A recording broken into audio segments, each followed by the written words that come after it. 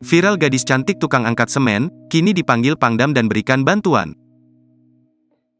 Baru-baru ini viral di media sosial seorang perempuan cantik menjadi pekerja bangunan. Ia tengah mengangkat sak semen. Perempuan tersebut bernama Nuraini, seorang mahasiswi di Universitas Negeri Makassar.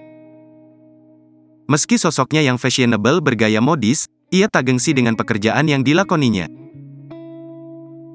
Pangdam 14, Hasanuddin Maijen TNI Dr. Totok Imam Santoso, SIP, Esos, Mter, Han. Pangdam pun mengundang Nurani ke markas Kodam 14 Hasanuddin. Dari potret yang dibagikan Dinas Penerangan Angkatan Darat, Dispenat pada Rabu, tanggal 31 Mei tahun 2023, tersebut, Pangdam Totok Imam Santoso tampak bincang-bincang dengan Nuraini di Makodam 14 Hasanuddin.